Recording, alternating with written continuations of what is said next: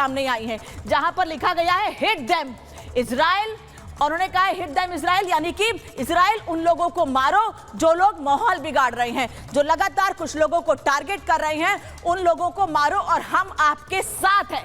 ये ईरान की राजधानी तेहरान में लोगों ने पोस्टर लगाए हैं और ये बताया है कि कैसे हम सभी लोग एक साथ, हम लोग आपके साथ हैं इजराइल। जब आप नसरुल्लाह जैसे लोगों को, जब आप हिजबुल्लाह जैसे संगठन को मारने के लिए आगे बढ़ते हैं तो ईरान के लोग भी आपके साथ हैं। ये वही ईरान है जहां से लोगों को, मुस्लिमों को एकजुट होने की अपील की जा रही है। अब आज की आपको एक और बड़ी तस्वीर दिखा देते हैं, नसरुल्लाह का शव। ये नसरुल्लाह का शव है जिस जगह पर नसरुल्लाह को मारा गया है, जिस इमारत में नसरुल्लाह रह रहा था, जिस इमारत में नसरुल्लाह रहकर हिजबुल्लाह को मजबूत करने की कोशिश कर रहा था और ज्यादा आतंकी संगठन को बढ़ावा देने की तैयारी कर रहा था, उसी इमारत में कैसे एयर स्ट्राइक करके, बॉम्ब गिराकर हिजबुल्लाह के चीफ कमांडर नसरुल्लाह को मार गिराया गया है। तो एक तरफ दुनिया भर के मुस्लिमों को एक होने की कोशिश की जा रही है, ओआईसी की बैठक बुलाई गई है, तो वहीं दूसरी ओर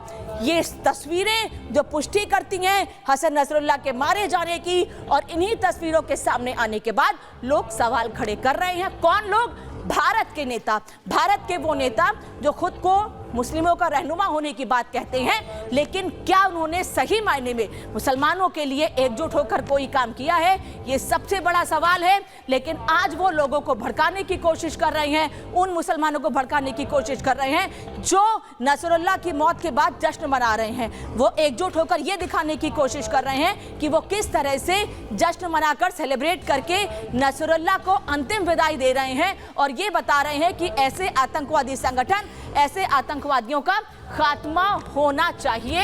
ये सबसे ज्यादा जरूरी है और इसीलिए ये बड़े कदम उठाए जाने हैं और आने वाले समय में ऐसे ही आतंकवादियों के खात्मे के लिए कदम उठाए जाते रहने चाहिए। और मेहमान इस वक्त बातचीत के लिए मेरे साथ जुड़ रहे हैं, स्टूडियो से भी मेहमान ने परिचय करा दूं आपका, लेकिन उससे पहले आपको बता दूं मैं जनरल जीडी बख्शी इस वक्त मेरे साथ जुड़ रहे हैं, colonel Shailendra Singh defence expert studio से मेरे साथ जुड़ेंगे, अंबर जैदी सामाजिक कार्यकर्ता है, सोशल एक्टिविस्ट है, मेरे साथ जुड़ रही हैं, अहमद अयाज साहब जुड़ रहे हैं, राजनीतिक विश्लेषक, और प्रेम कुमार जी मेरे साथ जुड़ रहे हैं स्टूडियो से, वरिष्ठ पत्रकार। आप सभी लोगों का बहुत बहुत स्वागत है। जनरल बख्शी, सबसे पहले आपसे समझना चाहूंगी कि वो आतंकवादी जिसको मार दिया गया है, दुनिया के कई देश जिसके कदम से, जिसके आह्वान से, जिससे लोगों को भड़काने से परेशान थे, उसको खत्म कर दिया गया है, उसके समर्थन में भारत में आवाज उठ रही है, भारत के नेता आंसू बहा रहे हैं। देखिए, ना सिर्फ भारत के नेता, आप देखें बहुत सारे लोग इस बहती गंगा में हाथ धोने की कोशिश कर रहे हैं। वो लोग इस फिराक में हैं कि इसका पूरा जो है फायदा, पॉलिटिकल फायदा वो उठाएं, अपनी रोटी सेकें इसके ऊपर, इस आग के ऊपर। तुर्की के एर्दोगान साहब पहले तो बोल रहे थे कि दुनिया के तमाम मुसलमान देशों को इकट्ठा होके इजराइल से लड़ना चाहिए, गीदड़ भभकी दे रहे थे। ईरान से अब ये आवाज़ें आ रही हैं और हमारे देश में एक तबका है जो कि उनको लगा कि राजनीतिक रोटियां अब इस पे सेंक ली जाए। बड़ा सुनहरा मौका है राजनीतिक रोटियां सेंकने का। करे आएंगे ये लोग कुछ नहीं, किसी के लिए इन्होंने कोई धेले का काम नहीं किया है, हमारे मुसलमान भाइयों के लिए भी नहीं किया, और अब ये उचक के बड़ा यहाँ पे रुदाली बन के आंसू बहा रहे हैं। अब वो एक टेररिस्ट संगठन यूनाइटेड नेशंस ने घोषित किया हुआ है, बाकी देशों ने घोषित किया हुआ है, वो लगातार वार पे वार कर रहा था इजराइल के ऊपर। 8 अक्टूबर से उसने रॉकेट फायर करने शुरू किए थे और कोई 60-70 हजार इजरायलियों को घर से बेघर किया है।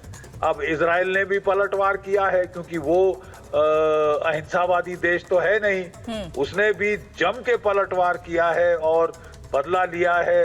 कितने सारे टॉप कमांडर हिजबुल्लाह के मार दिए हैं, प्रीएम्प्टिव अटैक्स किए हैं, जहां जहां रॉकेट्स डिप्लॉय किए थे फायर करने के लिए, इसके पहले कि वो फायर कर सके, उनको निस्तनाबूत कर दिया है। इंटेलिजेंस पेनिट्रेशन हिजबुल्लाह की कंप्लीट है, टोटल पेनिट्रेशन है।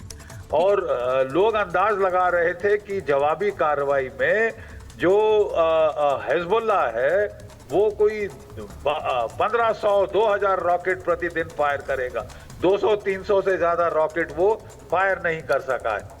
और क्योंकि या तो उसको प्रीएम्प्ट कर दिया गया है या वो एस्केलेशन को नहीं चाहता, क्योंकि उसमें उसका समूल नाश हो जाएगा। लेकिन सर सवाल ये है, मैं वापस लौट रही हूँ आपके पास। हमारे ये जो नेता है, खासकर मोहतरमा महबूबा मुफ्ती, ये सबसे बड़ी आतंकवादी संगठन की सरगना बन गई है आजकल। सर वापस लौट रही हूँ आपके पास। प्रेम कुमार जी, मतलब क्या इस तरह के आह्वान से, अपने चुनावी कार्यक्रम रद्द कर देने से आप क्या दिखा रहे हैं, क्या दिखाना चाहते हैं? आप ये बताना चाह रहे हैं कि भारत के मुसलमान उस आतंकवादी के साथ खड़े हैं जिसने कई लोगों को नुकसान पहुंचाया है, जिसने कई लोगों की जान ली है, कई मासूम लोगों को मारा है? ये दिखाने की कोशिश की जा रही है ऐसे बयानों से, ये कार्यक्रम रद्द करके? चुनाव है इसलिए। देखिए, एक बात तो है कि जो राजनीतिक निर्णय चुनावी फायदे के लिए उन्होंने लिया है, वो तो उनको लगता है कि फ़ायदा होगा तभी लिया है। और ऐसा क्यों है? तो जिसको हम आतंकवादी बोल रहे हैं, जिसको यूएन आतंकवादी बोल रहा है, तो इसमें कई बातें हैं। इजराइल और फ़िलिस्तीन के झगड़ों के बीच में ये अंग्रेज़ों का पैदा किया हुआ समस्या वहाँ भी है। जैसे यहाँ इंडिया पाकिस्तान कश्मीर सब देखता है, वैसे ही वहाँ भी वो लड़ाई है। अब उसमें यूएन ने कुछ रेजोल्यूशन लिए, इजराइल ने कभी माना नहीं। तो आज ये है कि देश में दो धाराएं दुनिया में हैं, हमारे देश में भी हैं, कि एक फ़िलिस्तीन के साथ, एक इजराइल के साथ। कोई किसी को आतंकवादी कहता है और उसी को कोई धर्म के लिए लड़ने वाला, इस्लाम के लिए लड़ने वाला भी कहता है। मैं कहता हूँ दोनों तरह की धाराएं।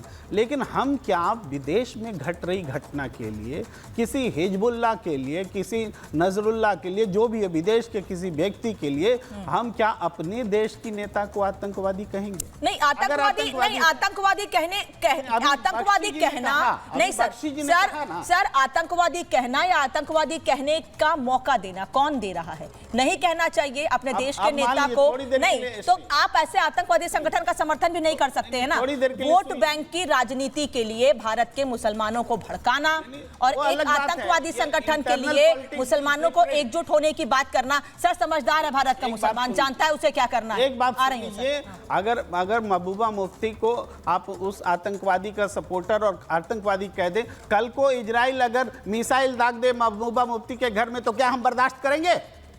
आप ये बर्दाश्त करेंगे कि महबूबा मुफ्ती जो अपना कार्यक्रम नसरुल्लाह के लिए रद्द कर रही हैं, आतंकवादी संगठन के मुखिया के लिए? आप ये बर्दाश्त करेंगे? आप ये बर्दाश्त कर रहे हैं? आप ये बर्दाश्त कर सकेंगे? विचारों कर्नल सिंह, विचारों की अभिव्यक्ति के नाम पे लोगों को भड़काने की आजादी नहीं हो सकती है। किसी को लोगों को भड़काने की आजादी विचारों की अभिव्यक्ति के नाम पे नहीं हो सकती है। प्रेम कुमार जी के घर क्यों नहीं गई? आप ही पुलिस प्रेम कुमार जी, हम आपकी इज्जत करते हैं क्योंकि आप जनरली पॉलिटिकल चीज़ों पर अच्छी बात बोलते हैं, लेकिन फिर भी मेरा सवाल सिर्फ अपने आप, अपने देश, अपने पॉलिटिशियन से है। क्या मेरी पॉलिटिक्स इतनी कमज़ोर और चीप हो गई है कि नसरुल्लाह का नाम लूंगा तो मुझे 4 वोट फालतू मिलेंगे? बिल्कुल ठीक बात। क्या ऐसा सोचना, मैं आपसे सीखना चाहता हूँ, क्या ये एक बड़ा वर्केबल? सवाल उठाने के लिए आप स्वतंत्र हैं। नहीं, मैं तो सवाल मैं समझने की कोशिश कर रहा हूँ कि मुझे बताइए, चलिए अगर ऐसा ही है तो अगर मैं इस समय 4 बार खड़े होकर नसरुल्लाह की जय कर दूंगा तो क्या मैं सीएम ऑफ JNK बन जाऊंगा? सही बात। तो आप क्या आतंकवादी बन जाएंगे? नहीं,